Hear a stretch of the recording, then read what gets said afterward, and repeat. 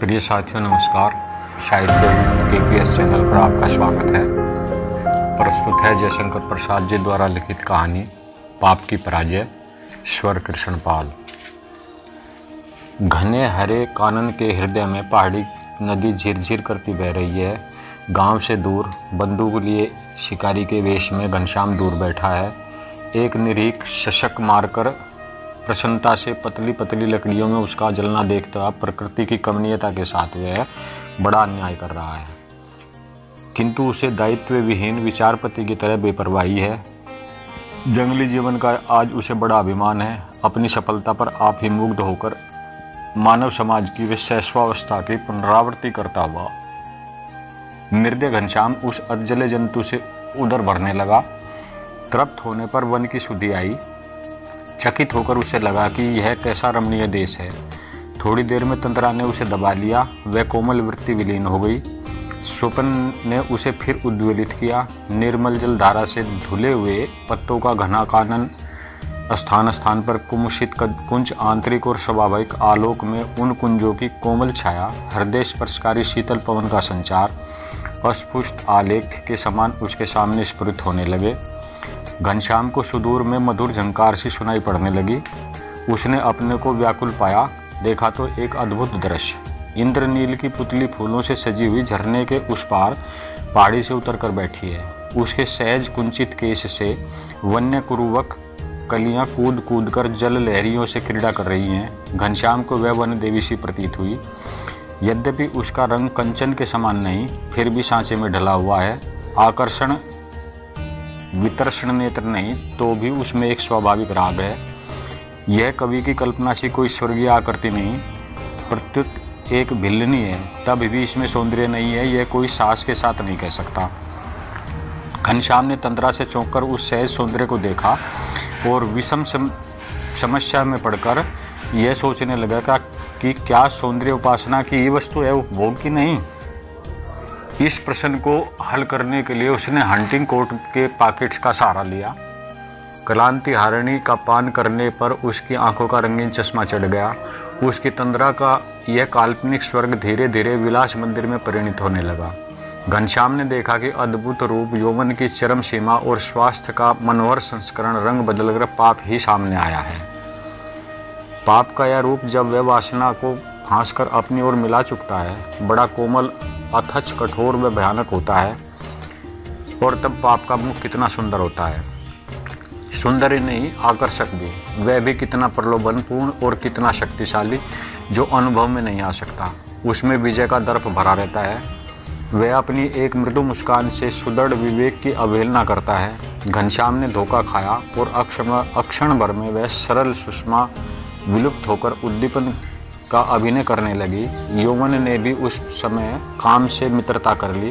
पाप की सेना और उसका आक्रमण प्रबल हो चला। विचलित होते ही घनश्याम को पराजित होना पड़ा। वह आवेश में बाहें फैलाकर झरने को पार करने लगा। नील की पुतली ने उस ओर देखा भी नहीं।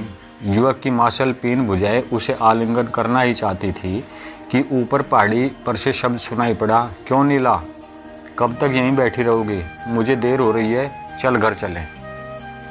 घनश्याम ने सिर उठाकर देखा तो ज्योतिर्मयी दिव्य मूर्ति रमणी सुलभ पवित्रता का ज्वलंत प्रमाण केवल यौवन से ही नहीं बल्कि कला की दृष्टि से भी दृष्टिगत हुई। किंतु आत्मगौरव का दुर्ग किसी सहज पाप वासना को वहां फटकने नहीं देता था।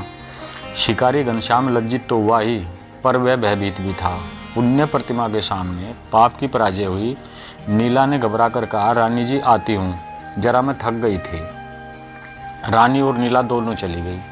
अब की बार घनश्याम ने फिर सोचने का प्रयास किया, क्या सौंदर्य उपयोग के लिए नहीं केवल उपासना के लिए है? खिन्न होकर वह घर लौटा, किंतु बार बार वह घटना याद आती रही। घनश्याम कई बार उस झरने पर क्षमा मांगने आ गया, किंतु वहां उसे कोई ना मिला। जो कठोर सत्य है, जो प्रत्यक्ष है, जिसकी प्रचंड लपट अभी नदी में प्रतिभासित हो रही है, जिसकी गर्मी इस शीतल रात्रि में भी अंक को अनुभूत हो रही है, उसे असत्य या उसे कल्पना कहकर उड़ा देने के लिए घनश्याम का मन हट कर रहा है। थोड़ी देर पहले जब नदी से मुक्त आकाश में एक टुकड़ा बादल का उठाया था, चिता लग चुकी थी। घनश्याम आग लगाने को उपस्थित था। उसकी स्त्री चिता पर अतीत निद्रा में निमग्न थी।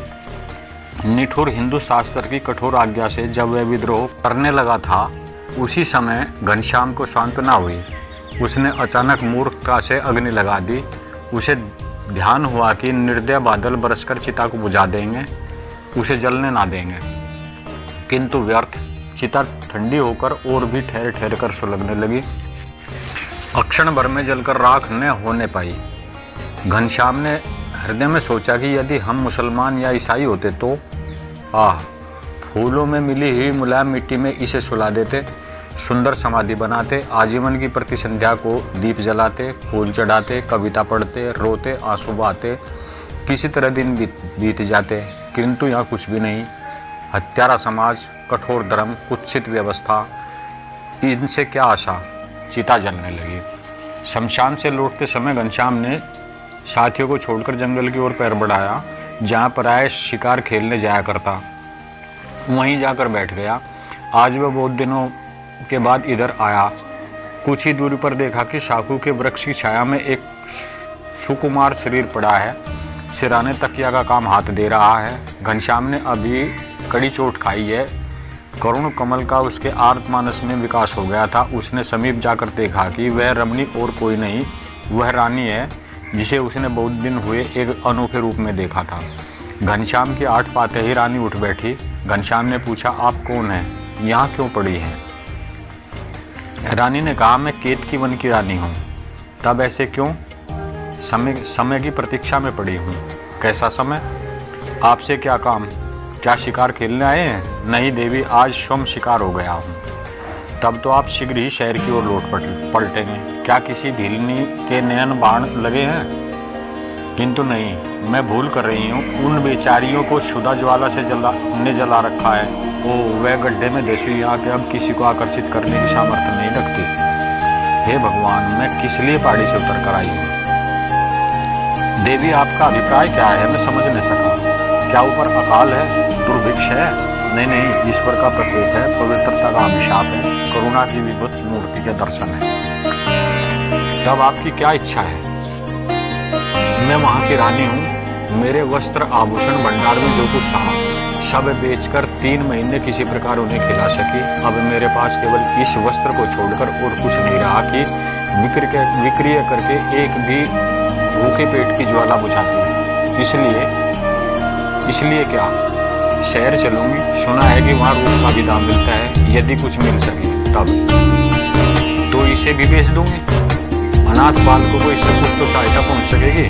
क्यों? क्या मेरा रूप मिलने योग्य नहीं है? युवक घनश्याम इसका उत्तर देने में असमर्थ था। कुछ दिन पहले वह अपना सुरस देकर भी इस रूप का कार्य करने को प्रस्तुत हो जाता। आज वह अपनी स्त्री के वियोग में बड़ा ही सीधा, धार्मिक, निरीह व परोपकारी हो गया था। आर्त मुमुक्ष की तरह उसे न जाने किस वस्तु की खोज थी। घनश्याम ने कहा, मैं क्या उत्तर दूं? क्यों? क्या दामने लगेगा? हाँ, तुम आज इस देश में हो, क्या सोचते हो? बोलते क्यों नहीं? मेरी स्त्री का शरीरांत हो गया है। तब तो और अच्छा हुआ। तुम नगर के धनी आदमी हो, तुम्हें तो रूप की आवश्यकता होती ही होगी। क्या इसे क्रिया में करोगे? घनश्याम ने हाथ जोड़कर सिर नीचा कर लिया। तब उस रानी ने कहा, उस दिन तो एक ढीलनी के रूप पर मरते थे, क्यों आज क्या हुआ? देवी, मेरा साहस नहीं है, वह पाप का वेग था। पाप के लिए इतना साहस और पुण्य के लिए नहीं। घनश्याम रो पड़ा और बोला, क्षमा कीजिएगा, पुण्य किस प्रकार संपादित होता है मुझे नहीं मालूम, किंतु इसे पुण्य कहने में संकोच होता है। क्यों?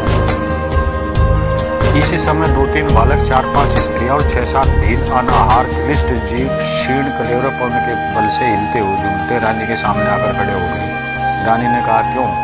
अब पाप की परिभाषा करोगे? घनश्याम ने पाप कर कहा, नहीं, प्रायश्चित करूंगा। उस दिन के पाप का प्रायश्चित करूंगा। युवक घनश्याम वेग से उठ खड़ा और बोला, बहन, तुमने मेरे जीवन को अवलंब दिया है। मैं निर्दोष हो रहा था, करते हुए नहीं सोच पड़ता था। आपको रूप विक्रिय न करना पड़ेगा।